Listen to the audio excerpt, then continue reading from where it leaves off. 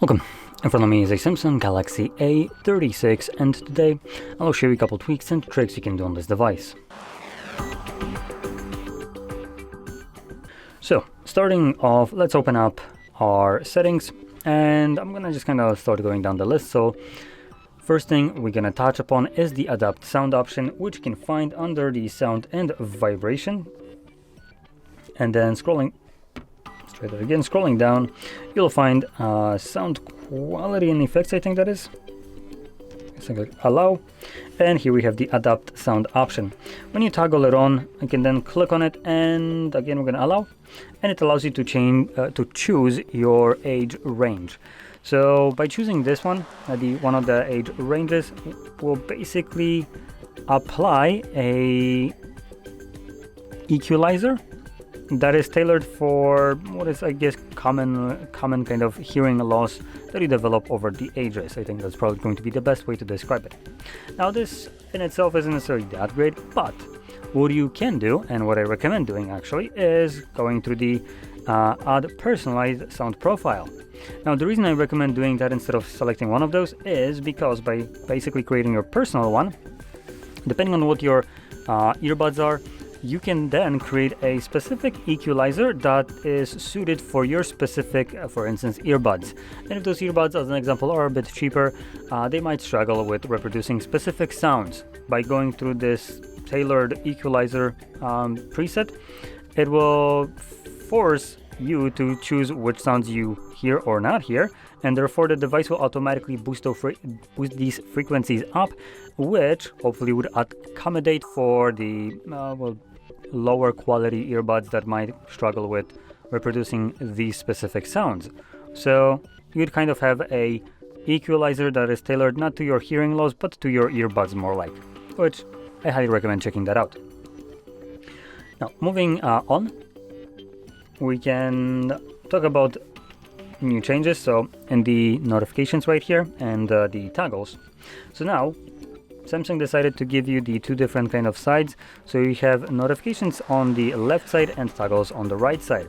Now when you pull it down, you can also swap between these by just swiping left and right, and you can flip through those.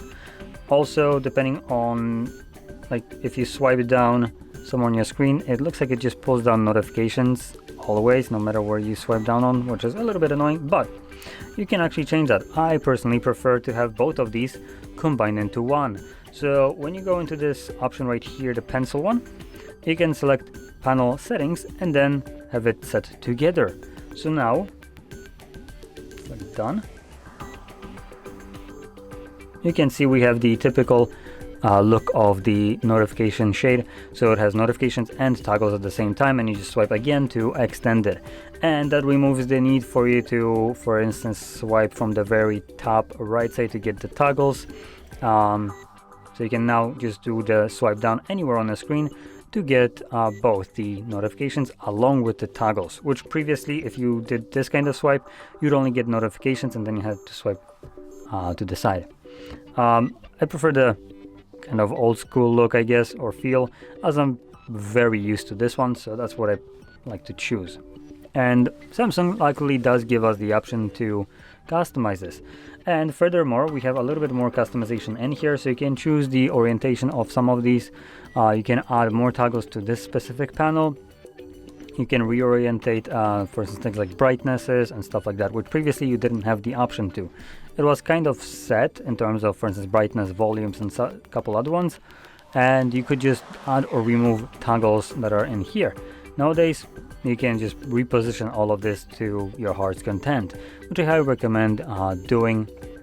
So you have a bit more personalized touch to this. And obviously, maybe you want to put the things that you use most at the very top, as this would be probably easier for you to access and reduce time that you start looking and scrolling down. Now, moving on, we can also do the same thing on our lock screen. There we go. So here we have more customization, so we can change things like the fonts right here. When you hold it, you will need to unlock the device like I just did. But anyway, from here you can select your, for instance, clock, You can increase the size of it. You can choose the fonts, the size, colors, style, and you can see we have a bunch of different styles right here.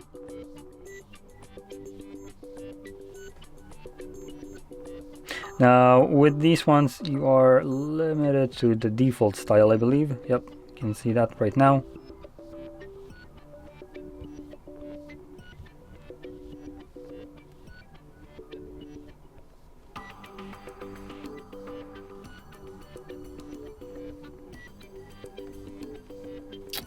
Again, some of them have a little bit less options. You can go through them. Now we also have the option to add widgets. So you have things like batteries, for instance. You can have that visible. Clock, device care. So we have a bunch of different things that you can add depending on what you want to have visible on your home screen. And there we go. You can see now we have added our widget, changed the font, or I think I just changed the boldness right now, but in case you could have just changed it to whatever you want.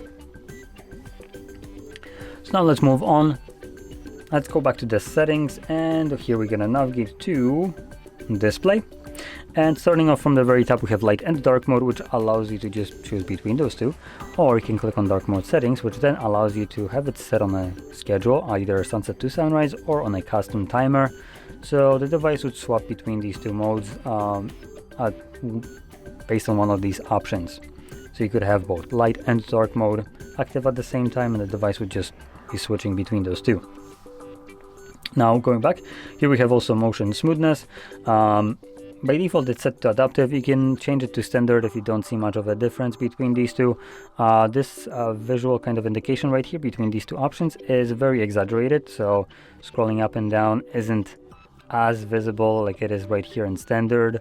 It's just done so you can kind of see what the difference is, and you can see that this one is a bit more kind of jittery, choppy compared to this, which is just much smoother. Now, like I was saying, if you don't see much of a difference, standard option might be better, as it will give you better battery life over the adaptive. But adaptive still tries to preserve your battery life by reducing the refresh rate when there's nothing happening on the screen, for instance like right here. It's an LTPO display, so it does drop below 60 to preserve battery life, so it does give you this kind of benefit at least. Now moving further, we have a screen mode. This is just the saturation of your display, and we have vivid and natural, and you can choose whichever one you like. There is a little bit of a difference. The vivid one also has the white balance options right here, so you can make your display look a little bit more blue or orange. And under advanced settings, you can actually tweak the red, green and blue color, so this would give you a bit more control over all the colors. And we have vividness, so this is just straight saturation though.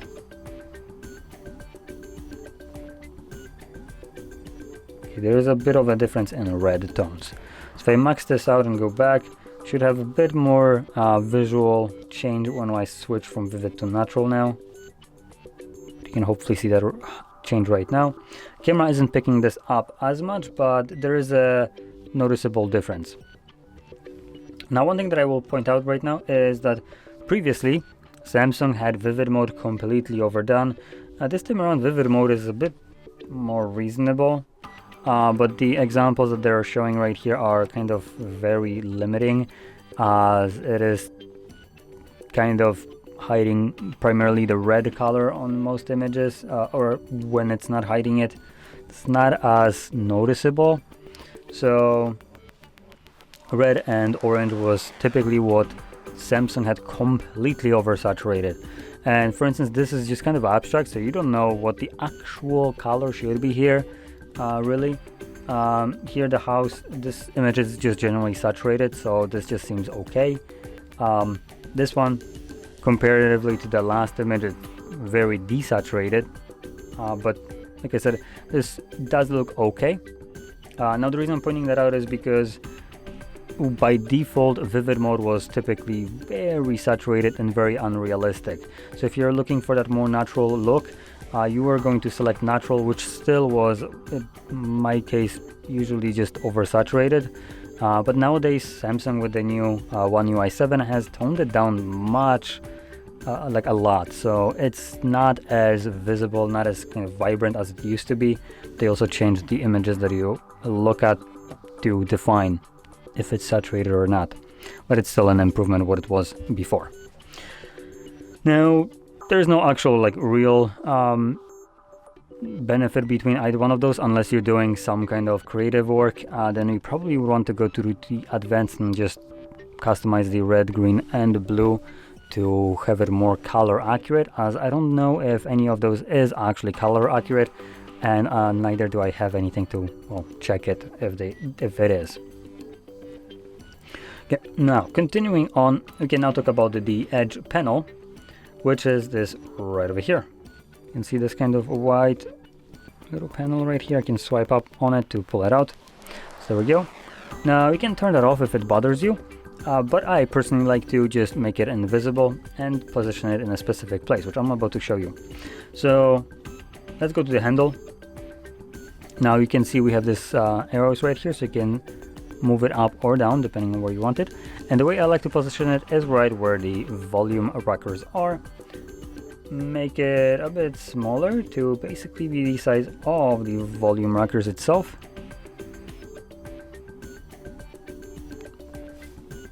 A little bit bigger. There we go. So as you can see, it's now close to the size of the volume buttons on the side. Next we can make the transparency high, I believe it is, and when we go back you can see it completely disappears from your view, and you can now swipe up, swipe out on it like you were trying to go back, and we'll whip it out. And you always know, even though it's invisible, where it is located, as it is in the same place where you have your volume rocker. So it's super easy to just locate it while it's not visible on the screen and annoying you. Now another thing that I can do is under panels, you can add additional panels. There's a couple that come with the device. So we have things like apps, people, tasks, weather, tools, clipboard, and so on. Now if you're connected to network and are logged into the Samsung account, you'll see a Galaxy store right here, and you can navigate to it, and in there you will find additional panels that you can purchase. These are actually purchasable, so they usually range anywhere from like 99 cents to a couple dollars. It's kind of annoying that you need to buy them separately after you already overpaid for this phone, but if you find some of them very useful, it's basically a one-time payment, so if it doesn't bother you, obviously you can get it. And some of them from what I've seen are useful. I just find it very hard to purchase additional panels when I already paid so much for a phone. And this is kind of more unique to just Samsung, so it's not like I can then access it on other devices as well if I have something else than a Samsung in the future, or maybe as a tablet. So that's kind of taking away from it, at least for me. Now, continuing on, another thing that I wanted to show you is gesture navigation, which is right here, navigation bar, right below. And we have two options. We have the buttons and swipe gestures. And there we go, it enables it. We can also select more options. And here you'll find a very stark contrast to what previous One UI had, which allowed you to hide the bar, for instance, and have more personalized gesture sensitivity, but now it's just kind of both sides at the same time. You can see previously you could have tweaked each side individually, but Samsung decided to remove this, so it gives you more reasons to use Samsung account, because in reality Samsung account is absolutely freaking useless, and everything that they offered there is a blatant copy of what Google already offers on Android, and this is running Android, so it just completely defeats the purpose. So they remove features now to force you to use it, and one of those would be, if I'm gonna bring out my phone, let me just unlock it. So let me quickly find the application.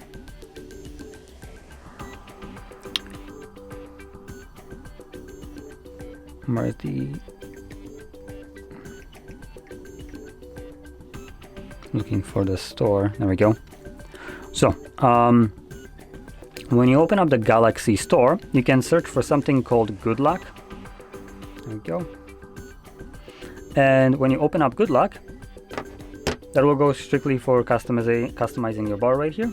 You have an option called Nav Start, and in here you have the option to customize how the bar looks. As you can see, for me it's very small. It's about a little bit smaller than the width of the USB port, and also it's less visible as I did decrease the transparency. Unfortunately, we can't hide it all fully, so that's a big L, but we can make it much less noticeable, and also we can remove this. So as you can see, for instance, this blue background is the bar is cutting into it, so the background, even though it's the same color, it's actually not transparent, so you're getting a little bit less of your screen.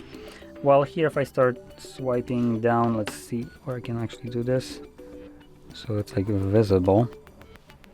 Oh, okay, here. So you can see that right now this is completely invisible, so the bar is there visible, but at least it's not cutting into the screen and making obstructing the view right there. So that's a very nice kind of option that you can check out. Like I said, it's called Good Luck, and it gives you a little bit more customization, with another option being there that I kind of want to showcase quickly as well.